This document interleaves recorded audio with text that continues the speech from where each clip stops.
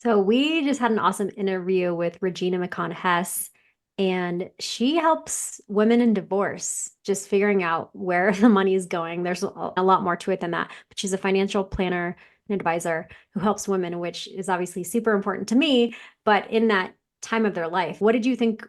What did you get from her listening to this as a man?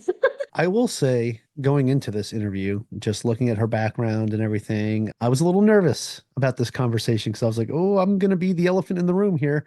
But no, it was fantastic. I think what she does is she provides a fantastic service, and she explained a lot of the things that many women go through in a marriage, and not just in a marriage, but just in general with how maybe financial advisors might try to explain things to where they might not understand it and they just keep going, if that makes sense, right? So I feel like her explanation of that and telling us how she explains things and makes it more palatable, which is what we like to do on this show too, right? We want you Yeah. to explain it to us like we're fifth graders.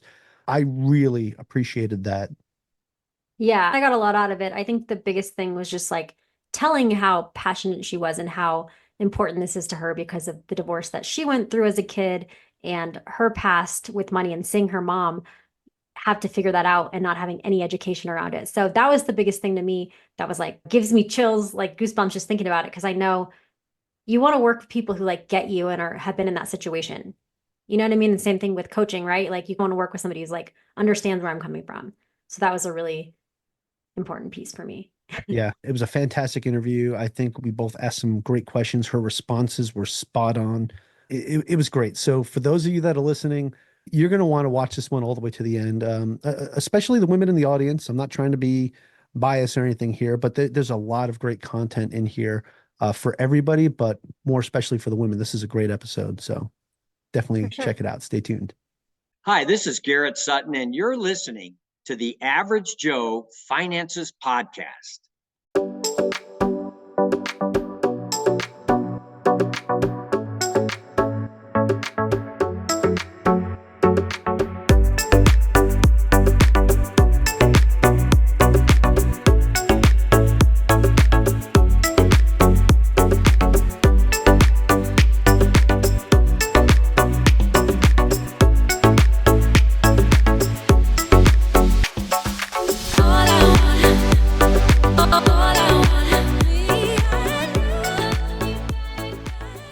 If you're watching this on YouTube, make sure you smash the like and subscribe buttons. If you're listening to our podcast, go leave us a 5-star review. All of our links can be found in the video description or show notes below. Hey, welcome back to the Average Joe Finances Podcast. I'm your host, Mike Cavagioni. And I'm your co-host, Tanya Schultz, the Money Life Coach. And today's guest is Regina McCann Hess. She's a certified divorce financial analyst, which sounds really cool, and author of Superwoman Wealth, How to Become Your Own Financial Hero. Welcome, Regina, to the show. Thank you. Thank you. Thank you so much for having me. I'm excited. Oh, we're excited to have you. Definitely interesting title there. So I'm sure we're going to get into all of that. But actually, you know what? Let's just kick it off right there and start this the same way we start every episode. So if you could, Regina, tell us a little bit about yourself. Tell us your story. Who is Regina McCann Hess? I am a critical care nurse converted into finance. I tell people I used to take care of their financial health or their physical health, and now I take care of their financial health.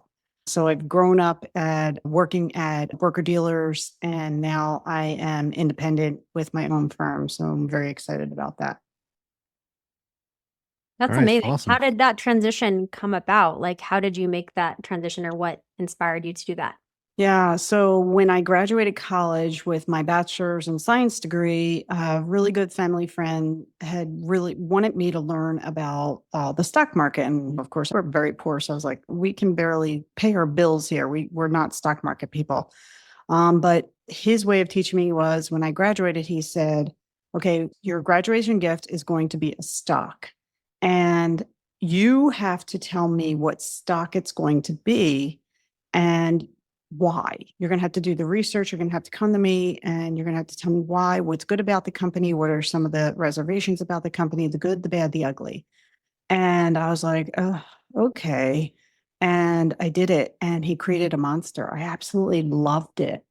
And I was shocked because my whole life, all I wanted to do was work in healthcare. So I either wanted to be a doctor or a nurse. That's all I ever wanted to do. And once I did that, it was just like unleashing a dragon or something like that. I was like, oh, we are going back and learning more about this. So when I was a nurse in a critical care unit, I went back and took some business classes and learned more about the stock market and whatnot. And lo and behold, here I am. I eventually decided I was going to try my hand at it. And I am a very stubborn Irish woman. So I was hell bent on not admitting defeat. I was going to do whatever I had to do to make sure it would be successful. And my whole theory was I was going to throw enough pasta at the wall that something would stick.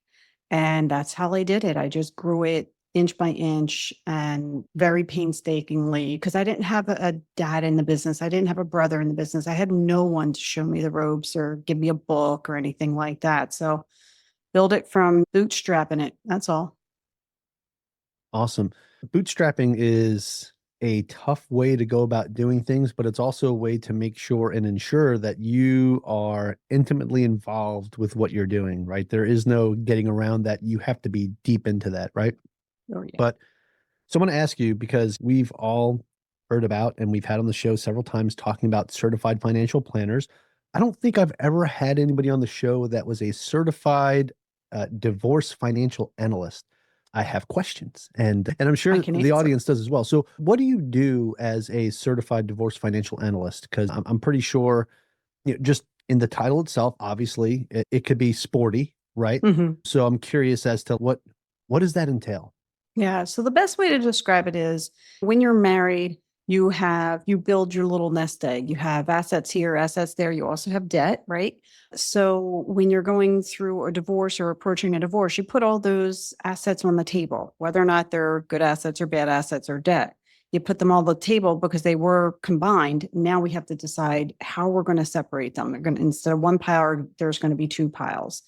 And what I do is I try to determine, I'm advocating for somebody, and usually it's a woman, because women don't tend to have the relationships with the financial advisors. And I'm still working on that. I'm trying to get that to change. But we generally do not have the relationships with the financial advisors. So they tend to come to me because they haven't also dealt with the financial stuff during the whole marriage. And they're, confused, scared, worried, all that fine stuff. What I do is I help them and I say, okay, let's navigate this together. I'm going to educate you along the way so that you're going to have a better idea at the end of this divorce process, what you have and what it's going to do for you. And most importantly, you're going to understand what you're signing on that divorce agreement. You're going to understand what that means to you, not just the day after the divorce, but maybe as long as 20, 30 years from now. And what is good for you and what's not good for you. Because I always say there's the dollar value on the page. Dollars are not all made equal, as you probably know, right? So if you have something that's in retirement versus the home, you sell the home, you can access that without income tax versus the IRAs. We have a lot of conversations around there and education and what dollar is really going to come out of that for them. That obviously that makes a lot of sense. And I'm sure, like you said, just your inspiration to be able to help women when they're going through a traumatic experience and things like that. Was there something that happened in your past that made you be passionate about that specifically, or what kind of got you into that?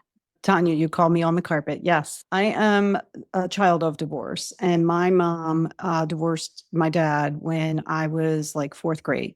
And I'm one of five. I have four older brothers, and my mom basically had no advice whatsoever. She was told to sign a piece of paper, and she signed it. And that was the end of the divorce. But she also walked away with she actually had the house. So that was good. But the house was like worth nothing. But she got nothing else. There was no money that came her way. My dad had his own business, so he was able to hide his money. She didn't get alimony. She didn't get child support for five kids. Yes. Now, family court is a lot better now. So it doesn't happen as often, but there's still a landslide of unfairness that happens if somebody doesn't have someone in their corner advocating for them. So that's why I am in the divorce side of the business. That's why I've niched into it. And I make it my mission to help other people avoid the same situation that my mom wound up in. Yeah, that obviously this is a very sensitive topic, and I appreciate you being very open with your situation and what you dealt with as a child. And it's when you think about it, it's those times in our life that we have these moments that happen that kind of define who we become, right? And you didn't take what happened to you as a child, seeing that situation, and turn it into something that defines you, right? You took it as something to propel you forward into what you do now, right? To help women avoid those kinds of situations. And then that's very commendable. So I appreciate what you do, right? And that's why I think like you were the perfect guest for us to have on, and like talking with Tanya too, because Tanya is all about helping women reach financial independence, right? I am too, but obviously it's called Average Joe Finances, right? So she helps the Janes out too there, right? So, but what I appreciate about what you do is bringing that financial literacy piece into the conversation, right? Because when you're in a situation like that, obviously it's tough on everybody, everyone that's involved, especially if there's kids. But having somebody be able to advocate for you and be able to, quote unquote, have your back, right, and show you the right path forward to ensure that it's fair and equitable, right, Yeah. is Mhm. super important. So with that, I understand you also wrote a book, right? So I'm curious, does your book talk about some of these things in there? It's called Superwoman Health, right? Inspiration, or I'm sorry, Superwoman Wealth, not health. Wealth. Yeah. So yeah, so can you talk about that a little bit and explain how your book maybe covers some of these items that might help somebody out there, because it might be a great thing for them to pick up and check out. Oh, yeah, yeah. I wrote my book because I've been in this industry for almost 28 years. In another month, it'll be 28 years. And along the way, I have been trying to help women, and I've learned how women basically don't have a lot of people advocating for them or educating them for this topic. When women come to me as their financial advisor, they tell me, our FA, or my old FA, financial advisor, sorry, wouldn't give me eye to eye contact. He would speak to my spouse mostly. When I would ask questions, he would speak around me and not directly answer the question, and then use so much jargon that I couldn't understand what he was saying. And that just grinds like my head up a little bit, because that is not helping anyone. I'm such an advocate for education, and I tried very hard not to use jargon, because I think jargon is just a way for us to not educate people. I decided, I was like, all right, you know what? I need to write a book. And I targeted it towards women, and men need this help too, but more so women need this help. I targeted it towards women because I feel like we need a little extra education and guidance. And a lot of times we're afraid to ask the questions because we're spoken down to, or we're answered in jargon, and it just discourages us from even asking more questions. So what I tried to do is I tried to format a book that would be very basic, but also helpful at the same time, and educate people along the way. And I love the feedback that I get when people say, oh my gosh, I read your book and I've tabbed a couple of pages, and now my daughter's read the book and she's in this tough situation and she's starting to dig her way out. That's like, wow, I did something good here. It's pretty cool. But that's why I wrote it, to educate other women and help advocate for them, not only to educate themselves, but to take more of a role in the conversation. And my biggest thing that I'm trying to use this book for, when I'm going on podcasts or other shows, I'm trying to say, okay, when we grew up, all of us, I'm sure, when we grew up, finances were taboo at the dinner table. I'm trying to push a movement that, hey, let's sit down and have a Sunday morning or a Saturday morning conversation at the kitchen table, where once a month or once a quarter, you bring all the household finances to the table and you discuss them. That doesn't mean you have to handle them right away, but have it explained to you, be able to ask questions, be able to start to understand what you have, what you don't have, what are your goals? Are you working towards your goals? And that's really will be a plus if we can start doing that a little bit more and making the conversation around finances not such you can't have that conversation. Like it's not helping anyone. And it's also making the next generation do the same thing and make mistakes with their money because you're not being open about it.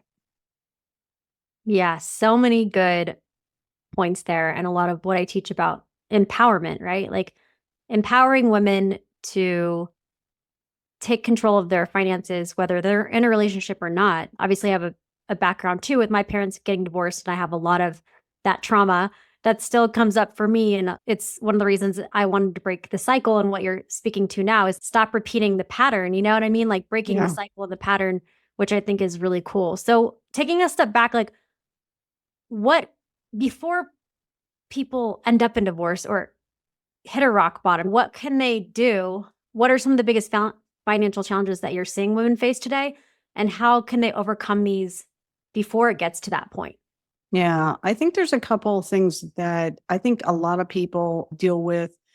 The first thing is debt, trying to avoid debt or decrease debt, understanding that store credit card, even though it gives you bonus cash or whatever to spend in the store, the interest rate on that is close to 30%. That's not a good idea. So things like that, basic, conversations about that.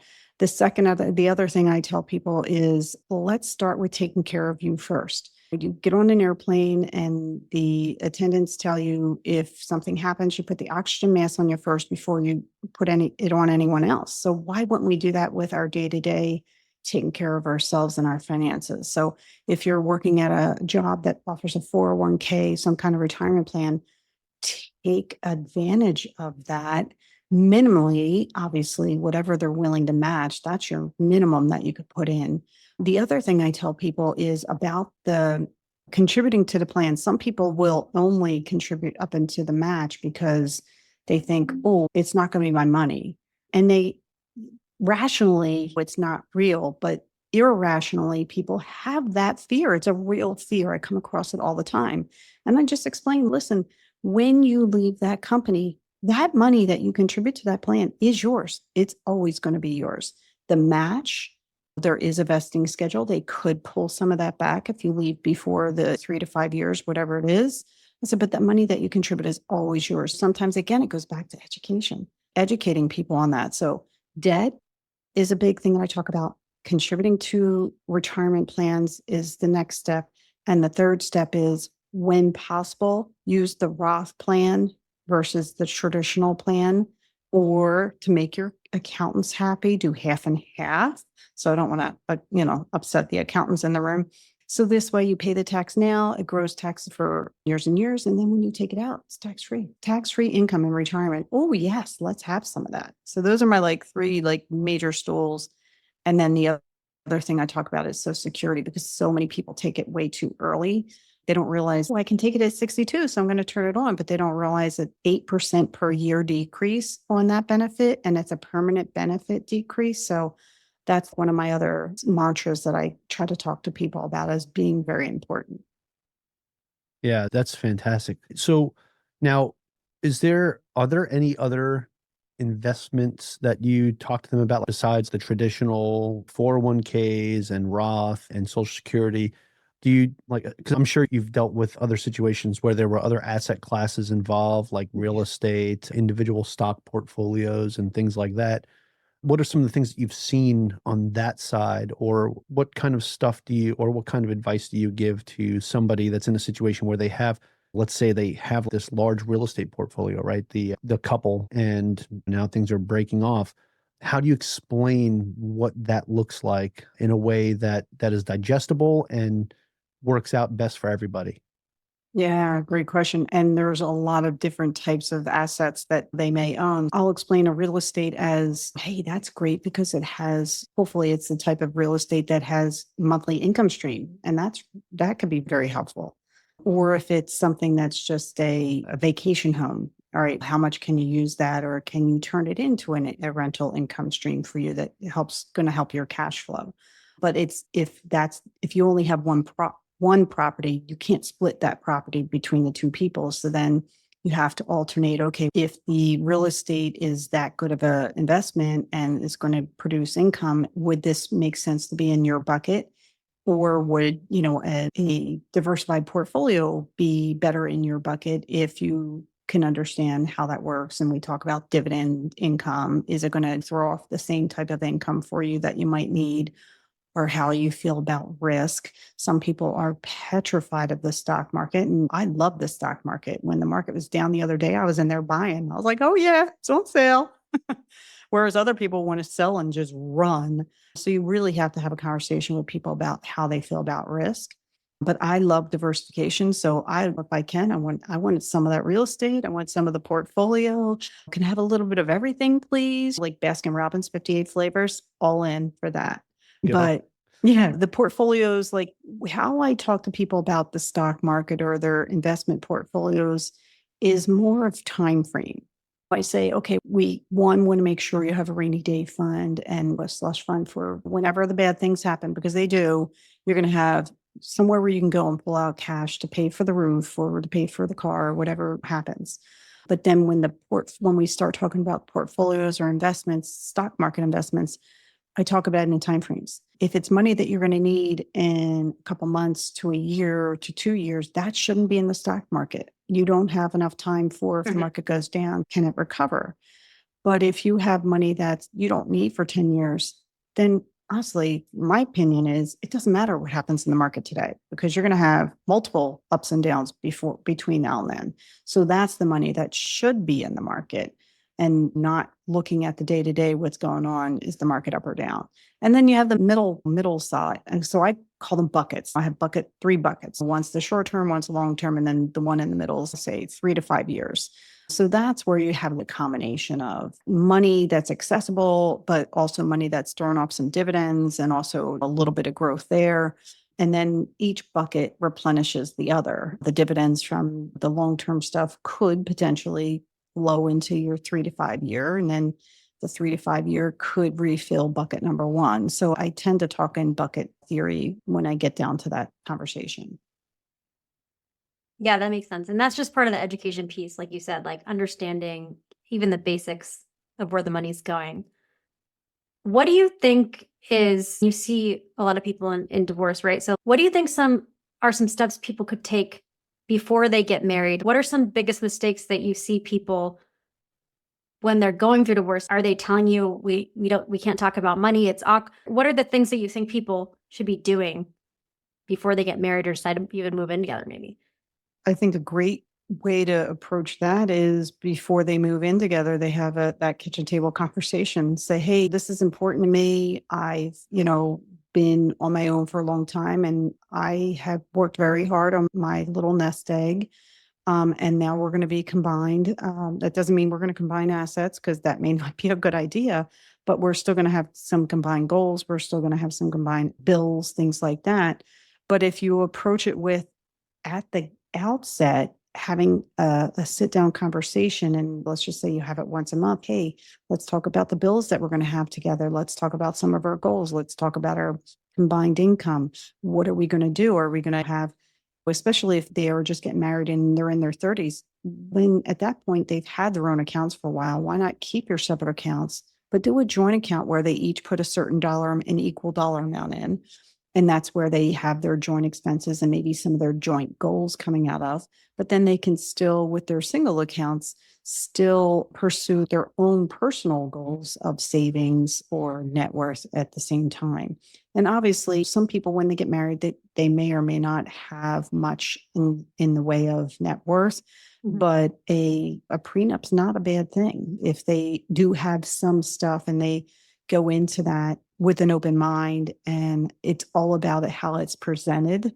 Because if you had the prenup, some of the divorce situations could be avoided because you've already had some of those conversations about how and what, how we're going to do things at the end, if it ends.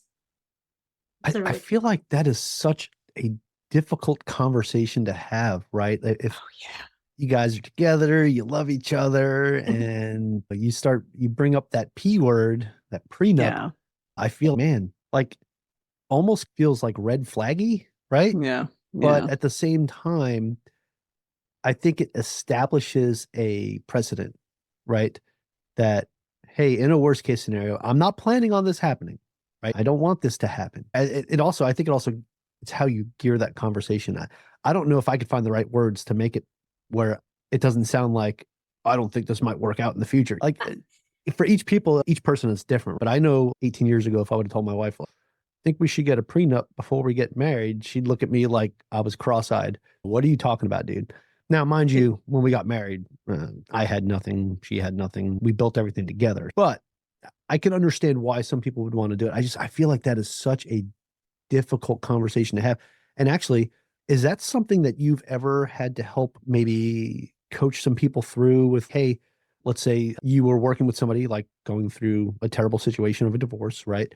And now they're getting remarried and they're talking about, hey, I have these assets now and I'm trying to protect them and I want to get a prenup before my next marriage. Have you ever dealt with a situation like that and had to like coach somebody through that? Yeah, these conversations Okay. are not for the weak of heart. Yeah. No, Like you said, it is awkward, very awkward, and it can put people off, of course. But most people who are getting married a second time, it makes a lot more sense, right? Because you've already been Sure. through a divorce and you Yeah. see how rough it is. And I will also tell you that women are more likely to ask for a prenup during a second marriage than men, because if they have children, especially because they're like mama bears and they want to protect their little cubs. Mhm. And they, 100% understandable. Yeah. right? They fought hard for that money that they earned. And then also as the divorce asset, they got some part of the divorce asset as well. And now they're in love again and they're feeling great, but they also have the mama bear in them. They're like, no, I gotta save this money for my kids. And I also have to make sure if this doesn't work out, that I still have a little nest egg for myself. The men, on the other hand, are less likely because sometimes they're not wired the way we are. Women are. Women are more protective of, and that's just, I know it sounds awful, but it's just historically what we're seeing. That's interesting. Yeah, I would think almost maybe it's the guys I'm hanging out with because they're all like have been married, but I'm like they're the ones talking about it. But also, I've heard certain parameters around it, like if you have over $1 million net worth, then that. So I think Yeah. you have to come with like the education, and even when I'm talking to clients with who are have partners or married, yeah, how you approach it and your tone and how you talk about it. It's not just, yeah, we're gonna have to get a prenup. You know what I mean? It's the tone and the way you're discussing it with somebody. I think just like those financial conversations, as hard as they are, they're hard now or they're gonna Oh, come yeah. up later. And that inequality, I work with a lot of clients who come in with debt and then like, I'm trying to pay off the debt. I'm like, now it's technically your debt, you're married, Yeah. but you're putting all this pressure on yourself and your husband makes all this money and you're a school teacher, for example. Mhm. It's like this gap. And it's really sad because I see it almost every week of like women who just feel like guilt and shame around money or Yeah. can't bring up the conversation, or financial abuse even, and like Oh. manipulation around money is like really intense on both. It can be both sides, but yeah, so I So, can only Tanya, imagine like navigating all that. I was saying, it feels it's one of those situations where it needs to be approached. At least for me in my head, the way I look at it is a conversation like that should be approached as, hey, this is a partnership, right?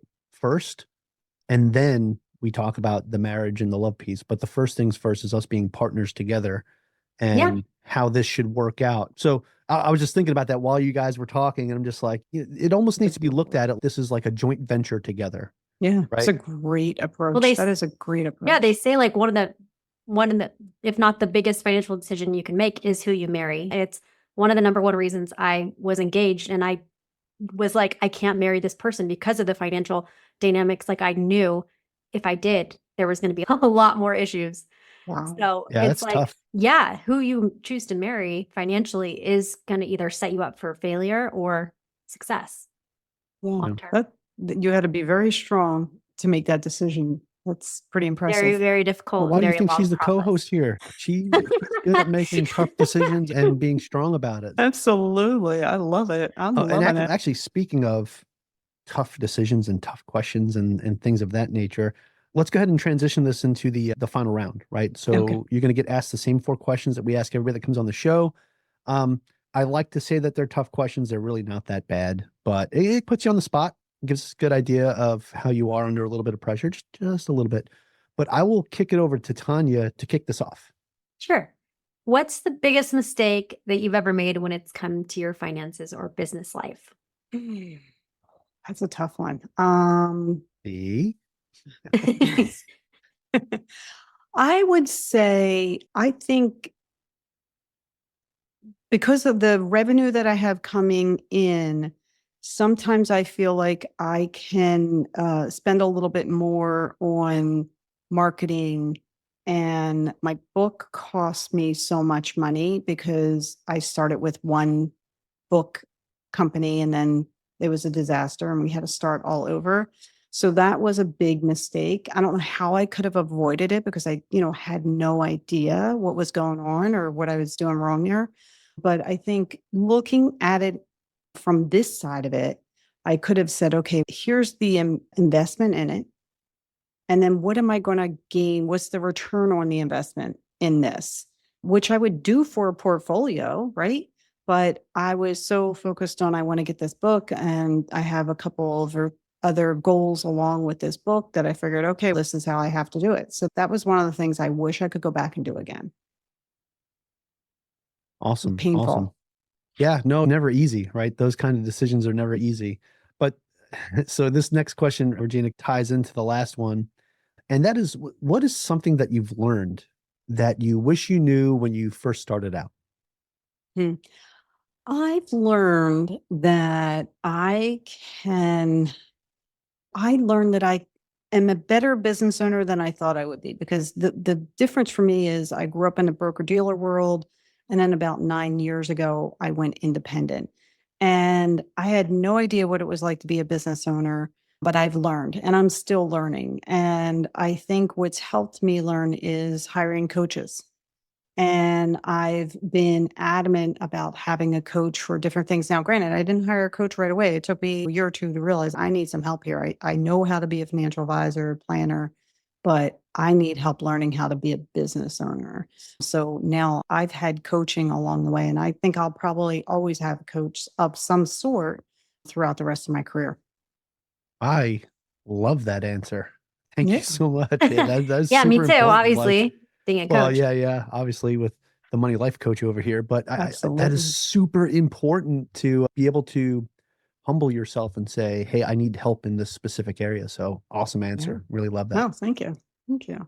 And yeah, there's probably limiting beliefs, right, around how you grew up and, oh, am I capable of this? And there's like a lot of self-worth and everything tied to an entrepreneur. That is like, people glorify or make it look a certain way, but that isn't the easy path. It's like, and that is a Certainly not. like, you're constantly dealing with questioning yourself and imposter syndrome and everything. Oh, the imposter Daily. syndrome is real. Like I said, I've been in this industry for 28 years. I still have it. I'm like, oh my gosh, am I good enough? And I literally want to smack myself. Like, come on, girl, you've been doing this for 28 years. You're better than most of those people out there.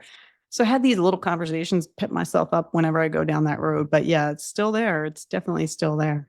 When I heard So- like J-Lo still has imposter syndrome, okay. Yeah. Like, it's just like, then we're off. It never goes away. Do you have any tips or tricks for somebody who's just getting started today, whether it's like investing or just on their financial journey? I think paying yourself first is one of my favorite go-tos for when you're starting out, especially like kids coming out of college or people who are already working and they get that big raise or they get that big promotion and they're making more money than they used to. That's money that's not in your pocket yet. You're not used to spending it. You're not used to having it. So I have a little 1/3 rule. 1/3 goes towards increasing your retirement savings.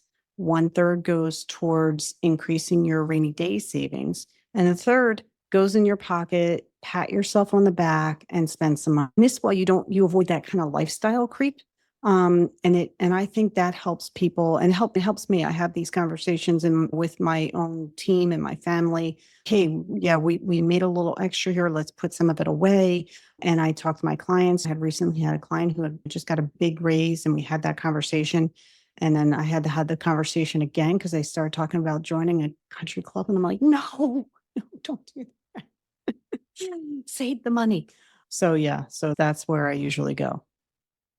No, that's awesome, because that's one of the things like I did for myself as well. And also one of the things that I've coached people on is you have to have that quote unquote fun money, right? Something to be able to use like indiscriminately, right?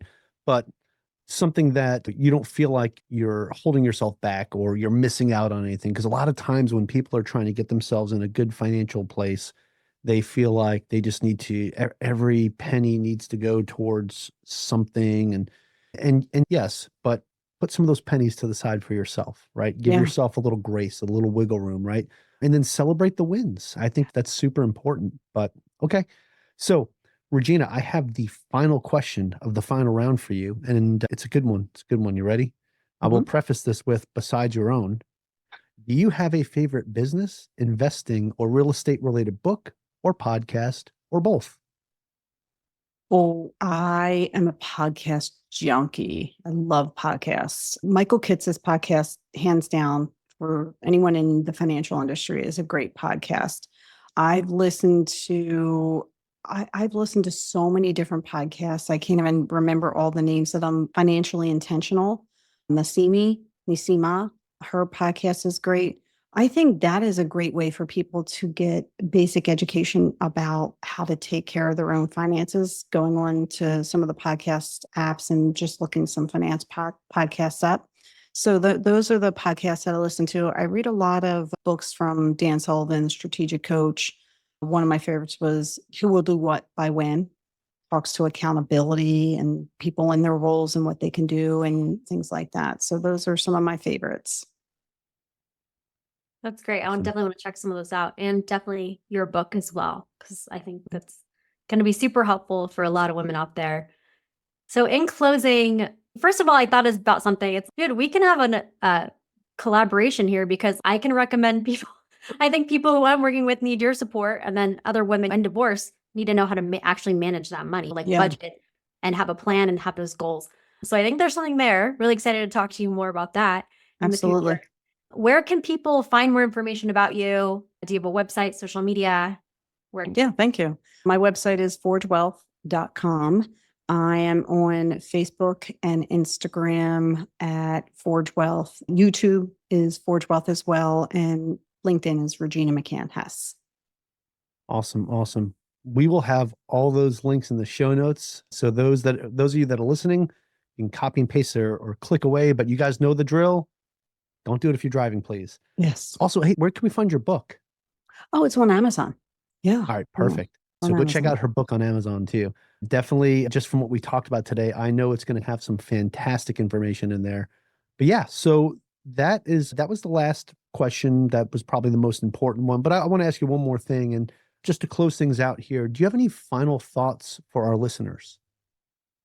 I think they should listen to your podcast a lot more because I listened to several of them. And as I told you before we started recording, wow, great content. You guys bring some really good guests on. So I would tell them to keep listening to your podcast because it's awesome. Awesome. Thanks so much. Yes. And a testament to you being a really great guest, because this was phenomenal. Thank you. Thank you. It was very fun. Thank you. Yeah, we really enjoyed having you on. And seriously, thank you so much for taking the time out of your day to join us. I also want to thank every single one of our listeners out there. Thank you so much for joining Tanya and I and our special guest, Regina McCann Hess, on the Average Joe Finances podcast. Yeah, make sure you go leave us a 5-star review. Let us know what you liked about this episode and what you're going to walk with today from Regina. Awesome. And aloha from Hawaii. And bye from Lake Tahoe. Have a great Bye. rest of your Bye day. from Pennsylvania. Hey, there we go. All right. Thank you for making it to the end of this episode. Greatly appreciate you being here with me today on the Average Joe Finances podcast. If you haven't done so yet, make this the episode that you go leave us a 5-star rating or subscribe to our YouTube channel. The Average Joe Finances podcast is for informational and entertainment purposes only. Have an outstanding day.